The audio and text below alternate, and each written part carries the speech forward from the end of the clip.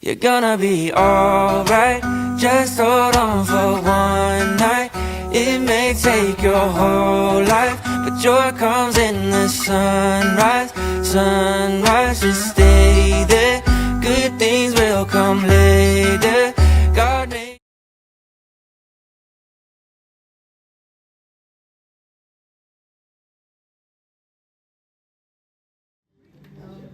Bonjour à tous.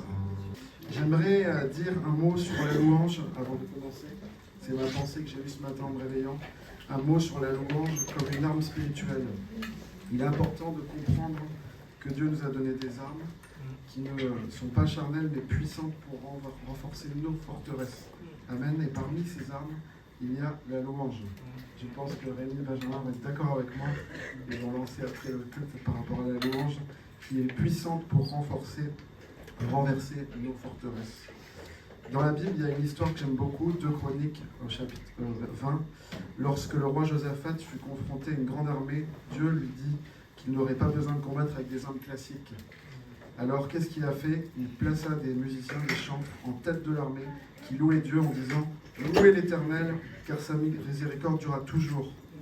Et la Bible nous dit que lorsqu'ils commencèrent à chanter et à louer Dieu, Dieu mit une embuscade contre leurs ennemis et ils furent vaincus sans qu'Israël ait besoin de lever une arme. Aucune épée n'a été levée. Et la louange, vous le savez, c'est pas juste chanter, c'est loin d'être un karaoké, c'est proclamer la grandeur, la souveraineté, la fidélité de Dieu. Et même au milieu des combats, on peut louer Dieu, on peut proclamer ces choses. C'est élever Dieu au-dessus de nos batailles. Et lorsque Dieu est élevé, ses ennemis sont dispersés. Amen. Psaume 68, verset 2. Lorsque Dieu est élevé, ses ennemis sont dispersés. Est-ce qu'on peut le proclamer avec foi, ce verset? Et même lorsque Jésus il allait à la croix, il chantait des louanges avec ses disciples. On voit ça dans Matthieu, chapitre 26, verset 30. Avant d'aller à la montagne des Oliviers, il chantait des cantiques avec ses disciples.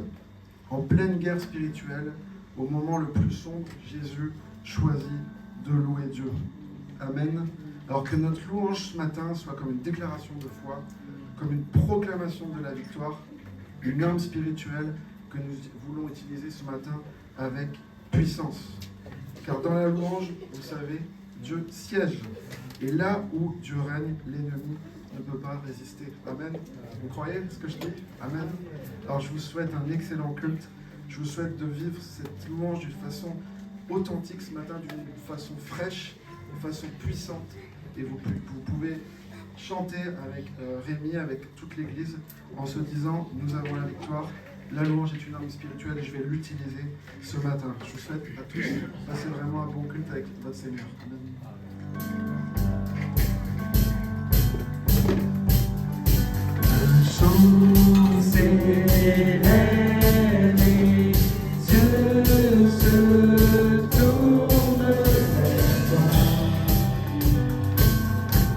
Se tourne vers toi,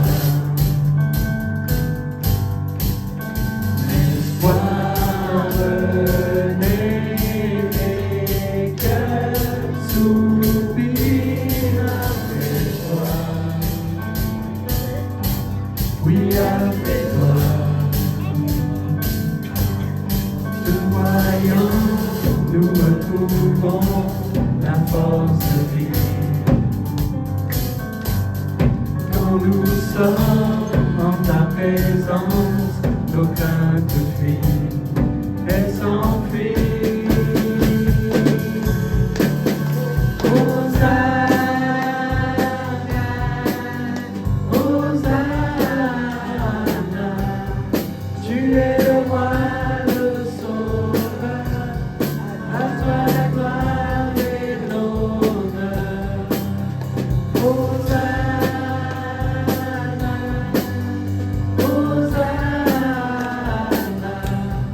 Nous t'accueillons.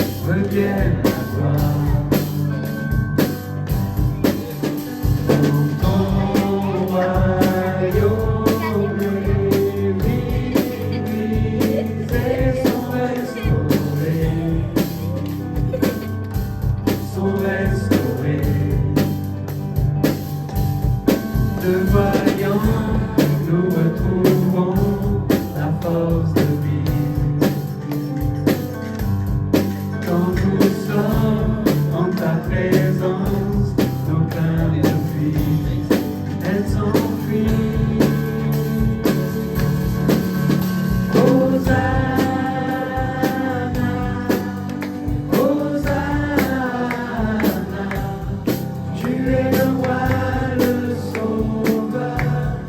À toi la gloire et l'honneur. Hosanna, Hosanna. Nous t'accueillons parmi nous. Sois le bienvenu, ô Jésus. Hosanna, Hosanna. Tu es le roi, le sauveur. À toi la gloire et l'honneur. Hosanna, Hosanna. Nous t'accueillons parmi nous. Sois le bienvenu, ô Jésus. Chantons, te voyant, nous retrouvons. Te voyant, nous retrouvons la force de vie. Quand nous sommes en ta présence, nos craintes fuient. Voyons, nous retrouvons la force de vie. Quand nous sommes en ta présence, nos craintes fuient. Elles s'enfuient. Hosanna, Hosanna.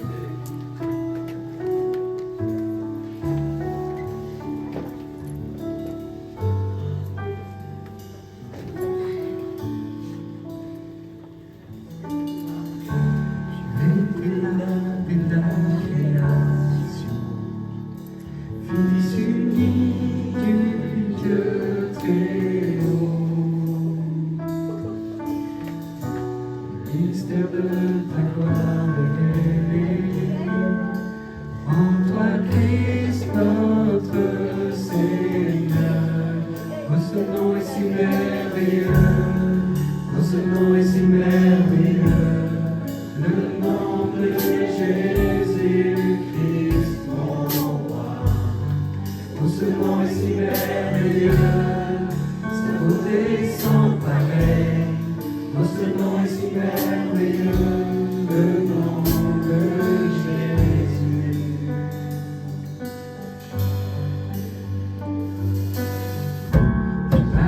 Voulu d'Esprit Saint. Alors Jésus, tu es venu pour vaincre mon péché. Rien ne peut nous séparer.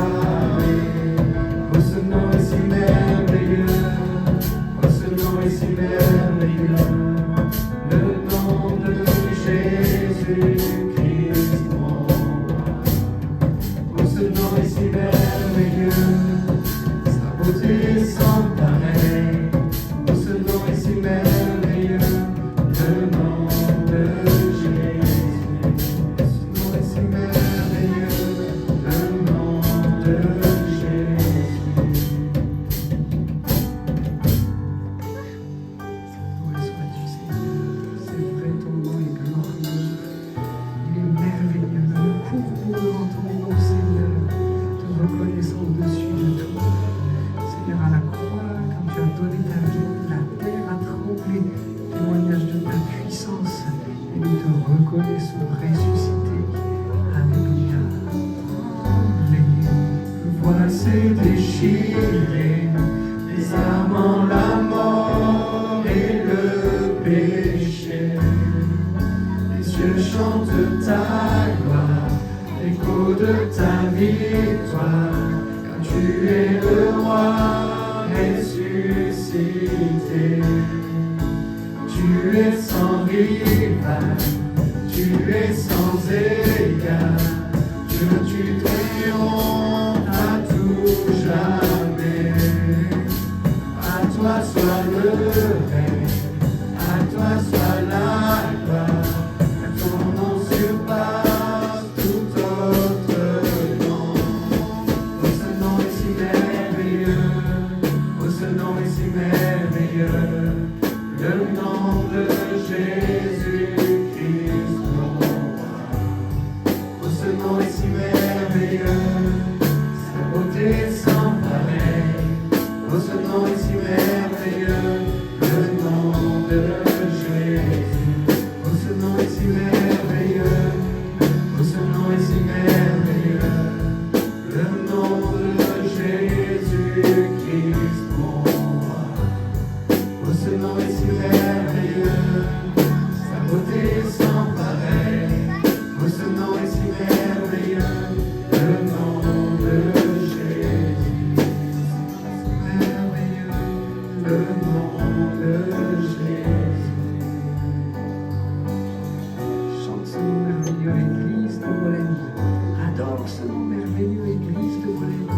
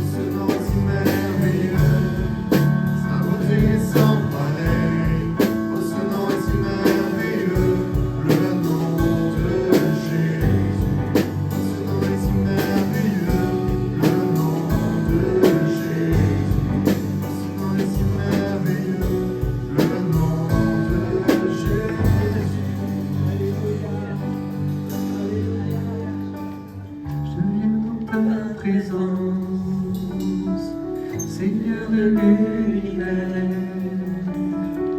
Rien n'a plus d'importance, rien n'a plus de valeur. Je viens chercher ton cœur, trouver ta volonté, me tenir prosterné en chantant tes louanges. Ton nom est bon, ton nom est saint, ton nom est digne de louange. À toi l'honneur, à toi la gloire, à toi la puissance et la force. Jésus, agneau de Dieu. Je viens dans ta présence, déposer mes fardeaux, tout ce qui me retient de m'approcher de toi. Tu es mon bouclier, mon abri, mon seul bien. Vers toi, Seigneur mon Dieu, je veux lever les mains. Ton nom est grand, ton nom est saint, ton nom est digne de louange. À toi l'honneur, à toi la gloire, à toi la puissance et la force. Ton nom est grand, ton nom est saint, ton nom est digne de louange. À toi l'honneur, à toi la gloire, à toi la puissance et la force. Ton nom est grand, ton nom est saint, ton nom est digne de louange. À toi l'honneur, à toi la gloire, à toi la puissance et la force. Comme un murmure, ton nom est saint, ton nom est digne de louange. À toi l'honneur, à toi la gloire, à toi la puissance et la force. Avec force, t'es grand, ton nom est saint, ton nom est digne de louange. À toi l'honneur, à toi la gloire, à toi la puissance et la force. Jésus, agneau de Dieu.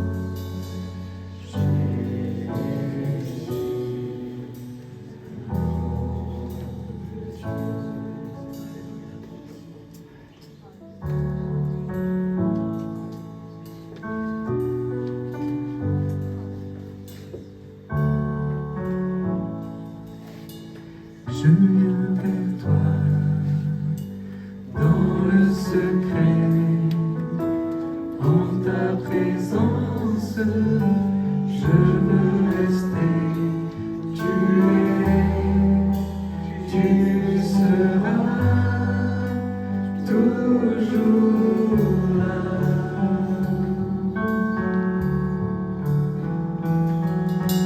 Tout contre toi, près de ton cœur, je peux entendre ta voix, Seigneur. Tu seras toujours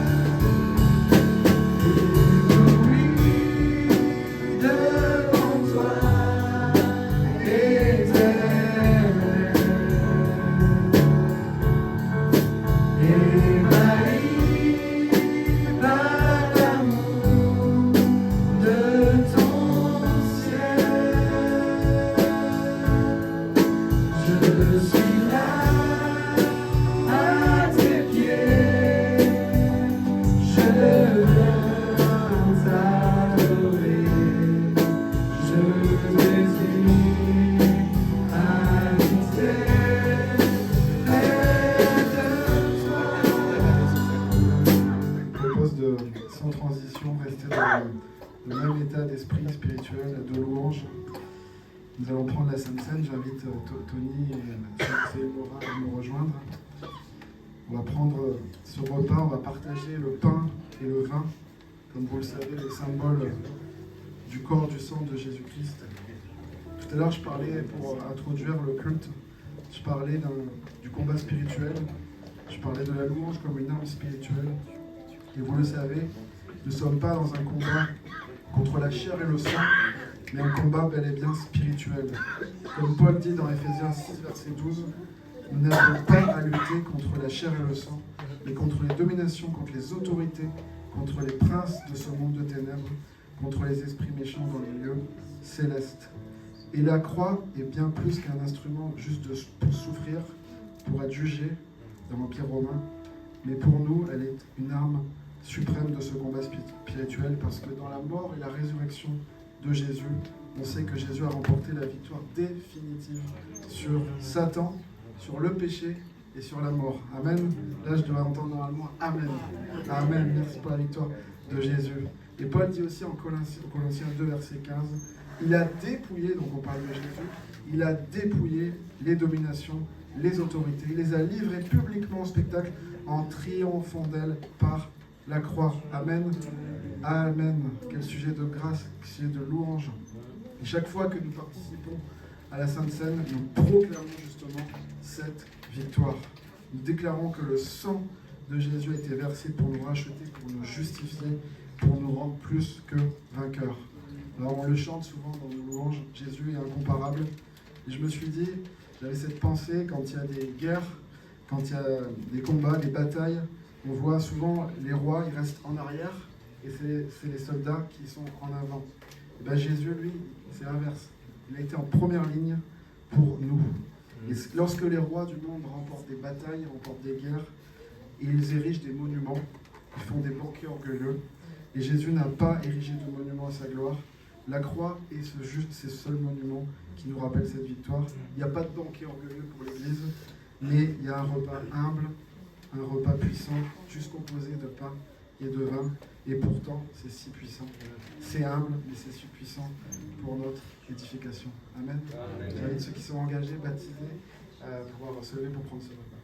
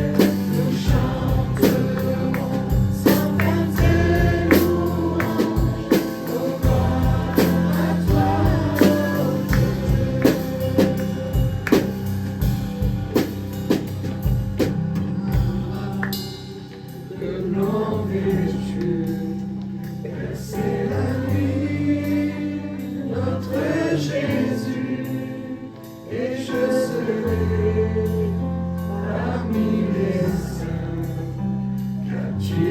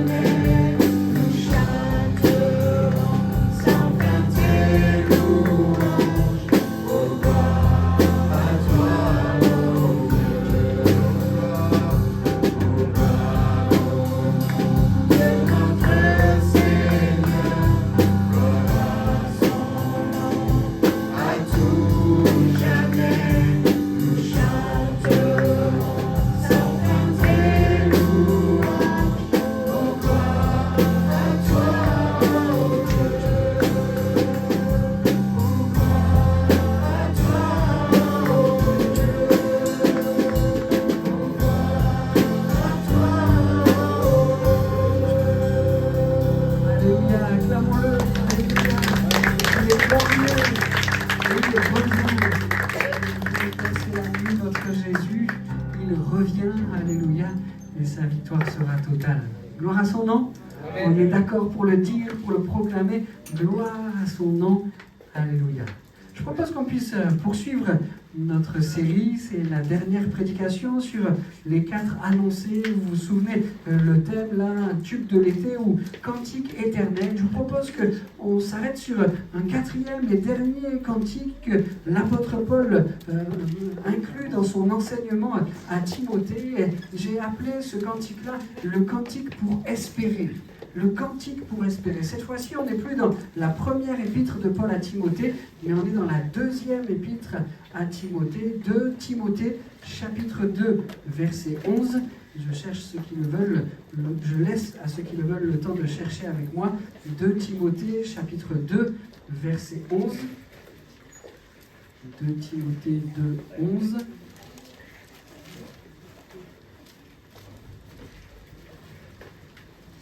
Deuxième épître de Paul à Timothée, au chapitre 2, verset 11, c'est la fin du Nouveau Testament, 2 Timothée 2, 11, car ces paroles sont certaines. Si nous mourons avec lui nous revivrons. Et si nous persévérons avec lui, nous régnerons. Mais si nous le renions, lui aussi nous reniera. Si nous sommes infidèles, lui, il demeure fidèle parce qu'il ne peut se renier lui-même. Relisons-le, car ces paroles sont certaines. Si nous mourrons avec lui nous revivrons. Et si nous persévérons, avec lui nous régnerons. Mais si nous le renions, lui aussi nous reniera. Si nous sommes infidèles, lui, il demeure fidèle parce qu'il ne peut se renier lui-même. Commençons par dire que dans ce cantique apparaît une glorieuse espérance. Ce cantique, ici cité dans la parole de Dieu, que nous pouvons pleinement recevoir comme une parole inspirée de Dieu, ce cantique est un hymne plein d'espérance. Vous allez me dire, Jean-Emmanuel, où est l'espérance? Il est fait mention de la mort, du reniement. Ce cantique, cet hymne est plein d'espérance. Il nous parle de la vie éternelle. Il nous parle du retour de Jésus-Christ. Il nous parle du règne éternel. Quelles que soient nos circonstances, nous avons raison de chanter, de proclamer ce cantique d'espérance, quelles que soient nos circonstances. Peut-être vous avez déjà fait ce petit exercice qui consiste à donner sa météo d'humeur. Vous connaissez ça ? On évalue notre humeur du moment, notre humeur du jour avec la météo. Est-ce que c'est maussade et pluvieux ou est-ce que c'est pleinement ensoleillé? Est-ce que le vent est fort à tout emporter ou est-ce que la bise est toute calme comme sur une mer qui est d'huile? On utilise la météo pour dire comment on va. J'ai une bonne nouvelle pour vous ce matin. Quelle que soit votre météo, quelle que soit votre humeur, vous avez raison de proclamer en espérance ce cantique glorieux. Ce cantique est une hymne pleine d'espérance. Avec lui, nous revivrons. N'y a-t-il pas ici une glorieuse, une merveilleuse espérance? Avec lui, nous revivrons. C'est l'espérance du chrétien, c'est la foi du chrétien. Avec Christ, avec Jésus-Christ comme Seigneur et comme Sauveur, la mort même n'a pas d'effet sur nous. Avec Christ, nous revivrons. Le crois-tu? Avec Christ, nous revivrons. Le crois-tu? La Bible, et d'ailleurs c'est l'apôtre Paul dans une autre de ses épîtres, nous explique de quelle manière, quand Dieu le voudra, c'est lui qui est maître de ces choses, mais quand Dieu le voudra, quand Jésus reviendra, nos corps seront changés. Ça ne vous plaît pas? Amen. Non mais ça c'est parce que vos corps à vous ils sont exceptionnels. Mais moi qui ai un corps comme ça, nos corps seront changés. Amen. Alléluia. La Bible dit que ce corps-là, cette enveloppe charnelle-là, elle est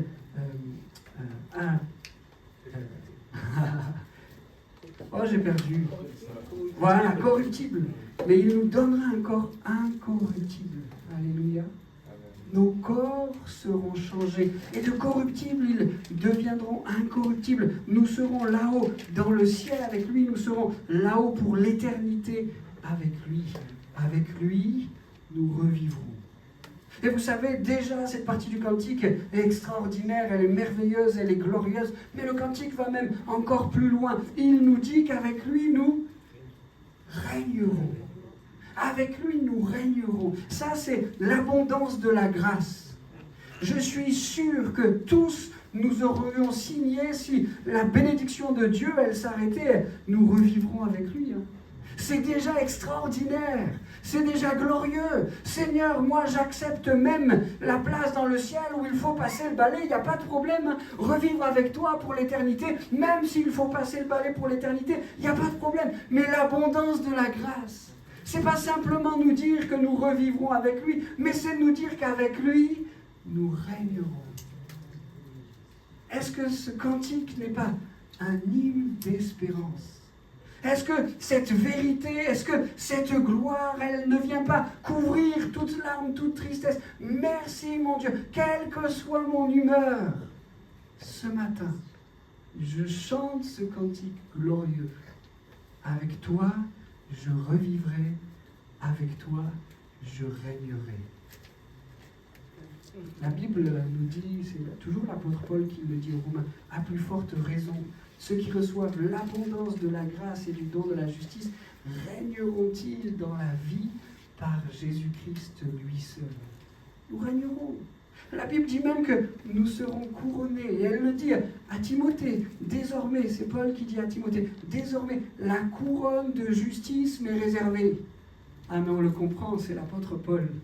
Et on est d'accord qu'il mérite cette couronne. Mais l'apôtre Paul poursuit. Le Seigneur, le juste juge, me la donnera dans ce jour-là.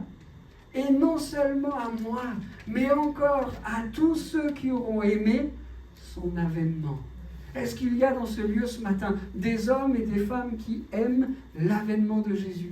Amen. Qui aiment se projeter, qui aiment se plonger dans son avènement, c'est-à-dire son retour, ce moment où il sera aux yeux de tous élevé en gloire. Est-ce qu'il y a ce matin des gens qui aiment son avènement? Amen. Alors en espérance, tu es couronné. Ce cantique est plein d'espérance. Avec lui, nous revivrons. Avec lui, nous régnerons. Une couronne incorruptible nous est réservée. Alléluia. Oh oui, ce cantique est plein d'espérance. Mais ce cantique aussi, on ne peut pas le mettre de côté, on ne peut pas faire comme si ça n'avait pas été écrit. Ce cantique aussi, il nous parle d'un indispensable et de deux pièges. Un indispensable et deux pièges. L'indispensable, aïe, mourir avec. Si nous mourons avec lui, nous revivrons. Mourir avec. La mort, c'est quelque chose qu'on n'aime pas toujours aborder. La mort, c'est quelque chose qui a fait couler beaucoup d'encre. Et il y a des gens, certainement pas ici, mais qui seraient prêts à donner beaucoup pour savoir quand ils viendront à mourir. Essayez d'organiser ça jusque dans la mort. Mais est-ce que je vais pouvoir savoir quand est-ce que la mort va venir me chercher? Mais ceux-là n'ont rien compris et je ne les juge pas en disant ça.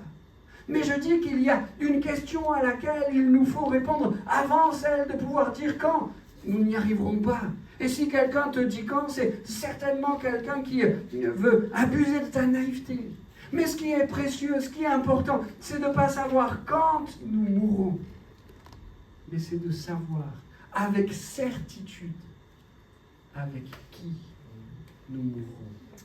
Et je ne parle pas de ce moment où, quelles seront les personnes qui, ce moment où la mort vient te chercher, sont là autour de toi, on ne le sait pas. Mais quand je dis que la question à laquelle nous devons répondre, c'est avec qui nous mourrons, c'est en lien direct avec ce cantique-là. Si nous mourons avec lui, nous revivrons. Et c'est à cette question que tout homme, que toute femme doit répondre. Et vous savez que la réponse à cette question vient en un instant, enlever toute crainte et toute inquiétude par rapport à la mort. Si je sais répondre à cette question, c'est avec Jésus que je mourrai. Alors l'inquiétude disparaît, l'inquiétude n'est plus. Pourquoi? Parce que si nous mourrons avec lui nous revivrons. Alléluia. Il y a un indispensable. Il te faut pouvoir répondre à cette question. Est-ce que si tu meurs, c'est avec Jésus? Est-ce que si tu meurs, c'est en Jésus? Et s'il y avait dans ce lieu ce matin des personnes qui ne sont pas encore sûres de dire, mais si la mort vient me chercher maintenant, c'est avec Jésus que je pars. Alors mon ami, prends quelques instants dans ton cœur pour t'adresser à Dieu. Je n'ai pas cette certitude. Si je meurs, avec qui je meurs? Je n'ai pas cette certitude. Réalise que Jésus est mort le premier, portant sur le bois de la croix les péchés de l'humanité, pour que celui, celle qui croit, celui, celle qui s'approche de lui dans la repentance, Jésus, je te demande pardon pour ce que j'ai fait, viens remplir mon cœur, viens remplir ma vie. Je peux t'assurer que celui, celle qui fait cela, mourra avec Jésus, et donc revivra avec lui pour l'éternité. Il y a un indispensable, mourir avec Christ. Mais dans ce cantique, il y a également deux pièges. Le premier, c'est s'arrêter de persévérer. Vous vous souvenez ce que nous avons lu? Et si nous persévérons avec lui, nous régnerons. Arrêtez de persévérer. Jésus, il le dira lui-même plusieurs fois.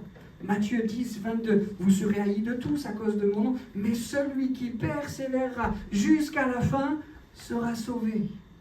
Et cette parole, elle est rapportée encore à un autre moment dans la bouche de Jésus, Matthieu 24, 13. On la trouve également dans Marc au chapitre 13 et au verset 13. Celui qui persévérera jusqu'à la fin sera sauvé. Et si Jésus, ici, dans le texte qui nous retient, l'apôtre Paul, si tous disent cela, j'aime à réaliser que Jésus nous en a montré le plus bel exemple. Il nous dit, et ce matin encore, il nous le rappelle, persévère jusqu'au bout, persévère et tu seras sauvé. Mais si Jésus nous dit cela, il ne se contente pas de le faire comme un maître dur et lointain, allez, persévère, et on verra à la fin qu'est-ce qu'il en est. Il ne nous le dit pas de cette manière-là, mais s'il nous invite à cette persévérance à tout moment et jusqu'à la fin, il nous en a montré le plus beau des exemples. Ayant les regards sur Jésus, le chef et le consommateur de la foi, qui en vue de la joie qui lui a été réservée, a souffert. Et dans ce mot que nos traductions ont choisi de traduire en disant souffert, en fait c'est le même mot que persévérer, c'est la même racine.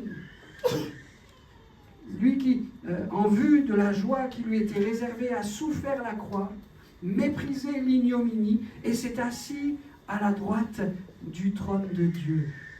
Notre Jésus nous appelle à persévérer jusqu'au bout, mais notre Jésus a persévéré jusqu'au bout. Et quelle persévérance! Celle que réclamait la croix. Il a persévéré dans la souffrance, dans les souffrances atroces que réclamait la croix. Et si encore cette persévérance n'était que jusque-là, certains pourraient dire, mais d'autres, malheureusement, ont été crucifiés. Mais il vivait là quelque chose de subit. Jésus, lui, dira alors qu'il était en croix, qu'il lui suffirait de faire monter vers Dieu une prière pour que des légions d'anges lui soient envoyées. Il disait cela en chemin alors qu'il allait être crucifié. Jésus aurait pu mettre à chaque instant un terme à sa persévérance, un terme à ses souffrances. Quand la foule le regardait en se moquant, en disant « Descends de la croix si tu es le Fils de Dieu, et alors nous croirons ». Jésus n'aurait-il pas pu le faire? Est-ce que c'était plus difficile de se détacher de la croix et paraître aux yeux de tous comme Fils de Dieu, ou est-ce que c'était plus difficile de ressusciter d'entre les morts? Jésus aurait pu mettre un terme à toutes ces souffrances, mais il est allé jusqu'au bout pour que nous soyons sauvés. Et si ce matin, il nous rappelle, avec la douceur qui le caractérise, persévère. Persévère jusqu'à la fin. Persévère encore. Si avec sa douceur, il nous le rappelle ce matin, dans le même temps, dans la même phrase, par la même vague d'amour, il nous dit « Je suis là et je t'ai montré l'exemple. Je t'ai montré cet exemple de persévérance et cette persévérance, on va la mener ensemble. Je tiens ta main, serre bien la mienne. Ensemble, nous allons persévérer. » La Bible nous dit, et c'est certainement en cela que réside notre persévérance, nous avons à porter notre croix. Il nous a laissé l'exemple de la mort sur la croix, non pas que nous ayons à vivre la croix, mais parce que nous avons à porter notre croix. Luc chapitre 9, verset 23, puis il dit à tous, si quelqu'un veut venir après moi, qu'il renonce à lui-même, qu'il se charge chaque jour de sa croix et qu'il me suive. Car celui qui voudra sauver sa vie la perdra, mais celui qui la perdra à cause de moi la sauvera. Amen. Je peux persévérer encore aujourd'hui parce que Jésus-Christ a tout fait pour m'encourager, parce qu'il tient ma main ici-bas, parce qu'il m'a montré le divin exemple. Et ce n'est pas simplement pour ma vie que je me bats, mais c'est pour l'éternité. Alléluia. Il nous fait la promesse de cette éternité belle et glorieuse, où il n'y aura ni deuil, ni pleurs, ni cris, ni douleur, ni larmes. Alléluia. Oui, il nous faut persévérer, porter notre croix. Et le Seigneur nous aide à cela, et encore une fois, il nous montre un chemin d'espérance dans ce texte que nous avons lu et qui nous décrit la persévérance jusqu'au bout de Jésus à la croix. Tout de suite, il est indiqué que cette persévérance jusqu'au bout est pour le règne. Le voilà maintenant, dit le texte, assis sur le trône. Et Jésus nous a laissé l'exemple suprême. Il y a un lien entre persévérance et règne. Celui qui persévérera avec lui régnera avec lui, nous dit le texte. Amen. Oh, persévérons. Mon frère, ma sœur, persévère. La Bible, là aussi, donne un encouragement. Considérez en effet celui qui a supporté contre sa personne une telle opposition de la part des pécheurs, afin que vous ne vous lassiez point l'âme découragée. Il a persévéré jusqu'à la fin, afin que vous ne vous lassiez point l'âme découragée. Son exemple est mon encouragement. Ce cantique est mon encouragement. Cet hymne est mon encouragement. Je peux résister, je peux continuer à porter ma croix. Il m'accompagne, il me tient, et la récompense couronnera mon chemin. Amen. Les sportifs disent la valeur de l'encouragement. Croyez-en, ma grande expérience de sport. Les sportifs disent la valeur de l'encouragement. On parle des gens qui sont dans le stade, des spectateurs, ceux qui encouragent leur équipe. On parle de, c'est quoi, 12e homme, c'est ça? Il y a 11 hommes sur le terrain et c'est le 12e homme, c'est ça, hein? C'est ça? Ouais, je crois que c'est ça. Mais ils participent par leur encouragement presque autant que s'ils étaient un des membres sur le terrain. La valeur de l'encouragement. Je suis sûr que vous avez déjà vu une équipe qui était mal embarquée pendant toute la première mi-temps. Elle va en deuxième mi-temps et on ne sait pas ce qui se passe, on ne sait pas quel encouragement ils reçoivent dans le vestiaire, on ne sait pas quelles sont les paroles du coach, mais quand ils reviennent sur le terrain, ils sont une toute autre équipe. La valeur de l'encouragement. Dans notre marche chrétienne, dans notre marche de foi, ce n'est pas simplement un homme qui nous encourage, mais c'est Christ lui-même. Afin que nous ne mourions pas l'âme découragée. Ce n'est pas un homme qui nous encourage, mais c'est Christ lui-même. C'est le Christ et son œuvre parfaite. Nous pouvons alors persévérer. Non, je ne vais pas me lasser l'âme découragée, mais il est celui qui m'encourage ce matin. Gloire à son nom. Et puis, le deuxième piège à éviter, c'est le renier ou lui être infidèle. Le texte, ce cantique merveilleux, nous parle de ces deux choses, le renier ou lui être infidèle. Ne pas envisager le fait d'avoir à travailler pour ne pas le renier, ne pas envisager cette option, c'est déjà commencer à tomber dans le piège. Rappelez-vous, Jésus est en train de préparer les disciples à ce qu'ils vont vivre à la croix. Attention, l'esprit est bien disposé, mais la chair est faible. Attention. Et on sait de quelle manière Pierre va même pas envisager cette hypothèse. Non mais Jésus, t'y es pas. Si tous étaient troublés, si tous t'abandonnaient, moi je te renierai pas, Jésus. Et Jésus insiste, Jésus cherche à travailler son cœur, Jésus cherche à le façonner. L'esprit est bien disposé, mais la chair est faible. Et Pierre de surenchérir encore, même s'il me fallait mourir avec toi, je ne te renierai pas. Bien sûr que nos cœurs à tous ici sont bien disposés. Et bien sûr que nous tous nous disons, mais on ne va pas renier Jésus, on l'aime tant, il a tant fait pour nous, il est si fort, il est si puissant, il remplit tellement mon cœur, ma vie, bien sûr. Mais nous devons mettre dans l'équation que notre chair est faible. Et si c'était juste ça, notre chair est faible, mais nous devons mettre dans l'équation que Satan va chercher à une occasion ou à une autre à appuyer sur cette chair faible. Je ne suis pas en train de dire qu'on va tomber, je ne suis pas en train de dire qu'on va le renier, mais je suis en train de dire qu'il nous faut être vigilants face à cela. Seigneur, je veux à chaque moment, à chaque instant, être vigilant, parce que je ne veux que rien ni personne vienne me ravir ce trésor que tu as mis en moi. Seigneur, aide-moi à chaque instant, à chaque moment. Aide-moi dans mes victoires, aide-moi dans mes plus graves échecs. Aide-moi, Seigneur, à être fort pour ne pas te renier, pour ne pas être infidèle, pour tenir notre chair en bride. Il nous faut toujours nous rappeler que notre chair est faible. Là aussi, pour reprendre l'expérience ou une image de sport, on sait que dans le sport, celui qui est le meilleur risque de perdre s'il néglige son adversaire. Vous savez, c'est ces fameuses rencontres là pour la Coupe de France, c'est des gens là, ils sont des champions de Ligue 1 et ils affrontent le tout petit poussé. Il y a des risques qu'ils perdent s'ils se mettent à négliger l'adversaire. Seigneur, je t'aime de tout mon cœur. Tu as placé dans ma vie un trésor. Ce trésor est glorieux et je veux être à la brèche.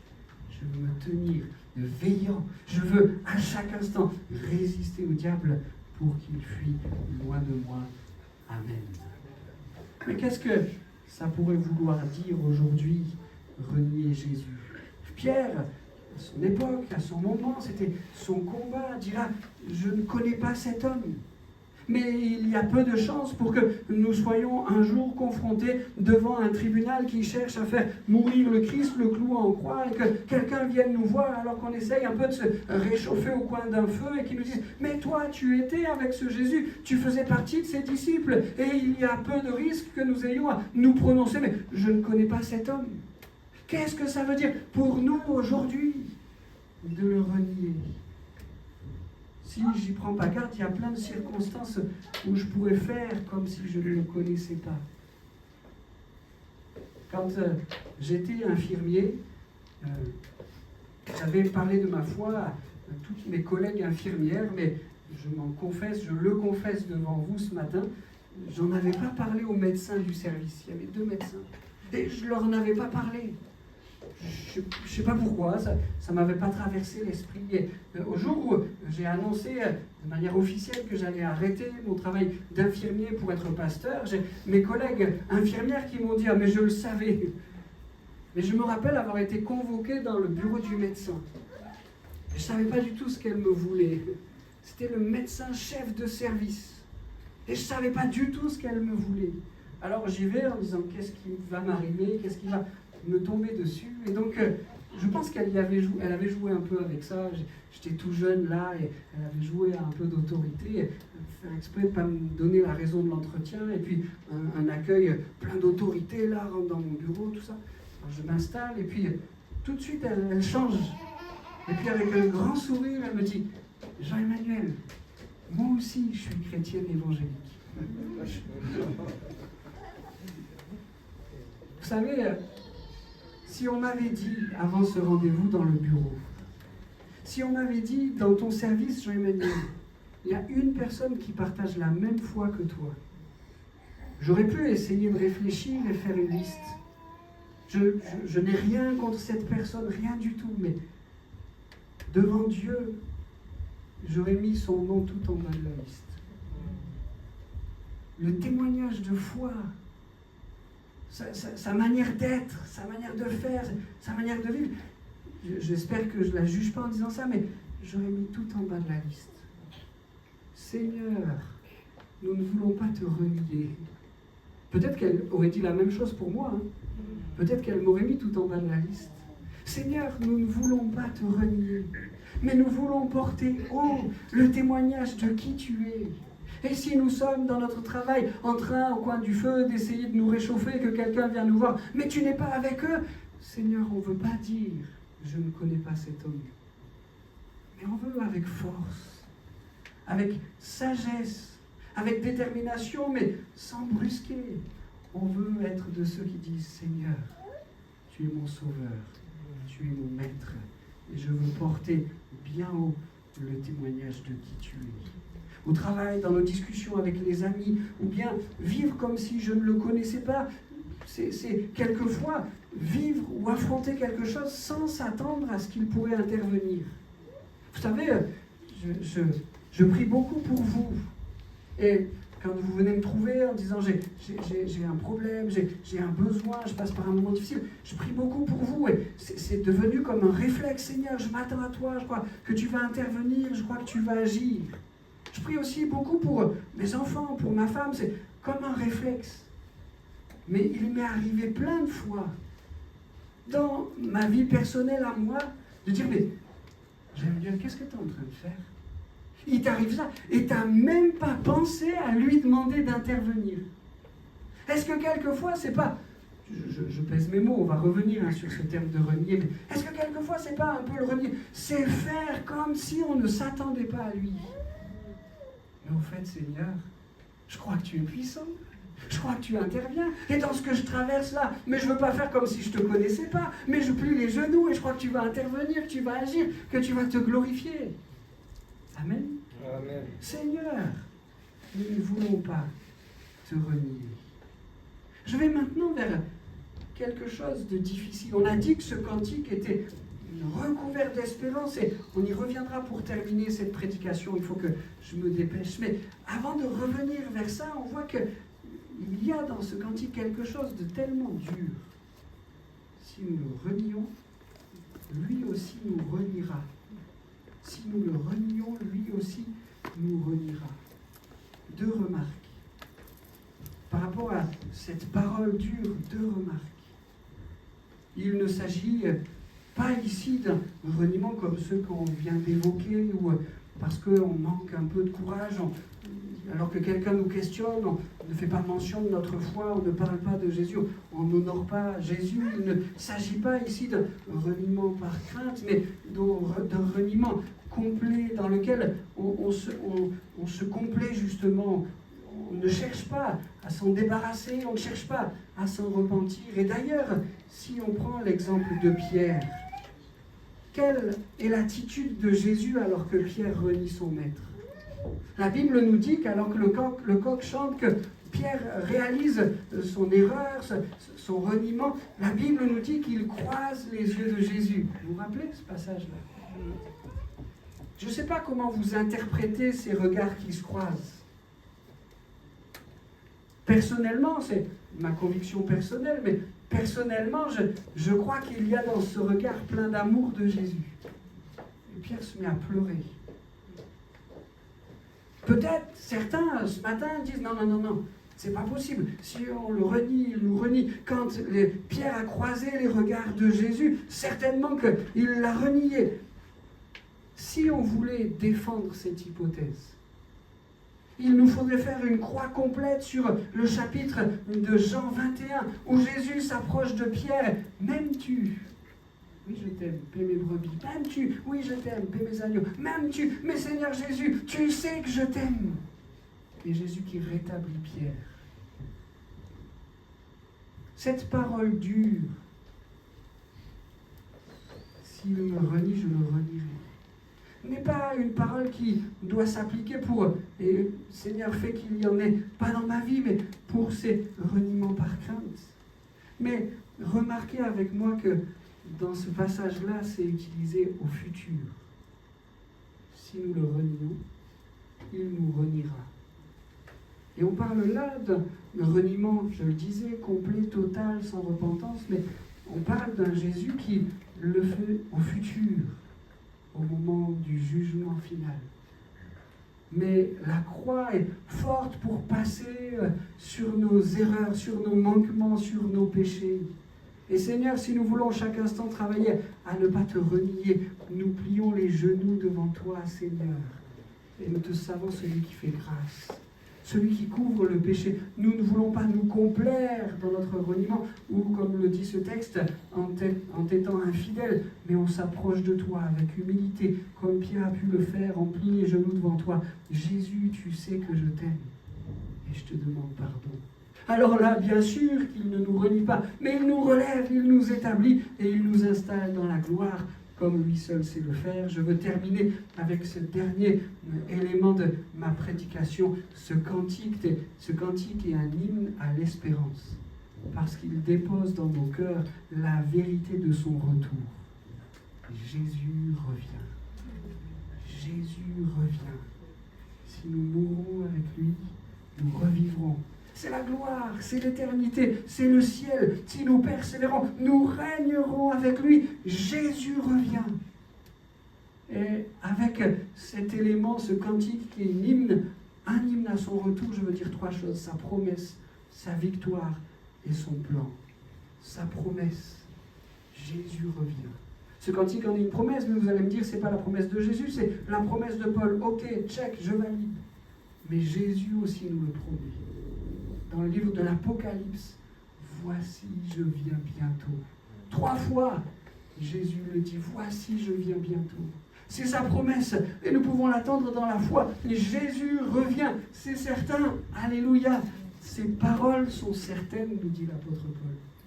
Qu'elles soient certaines dans chacun de nos cœurs.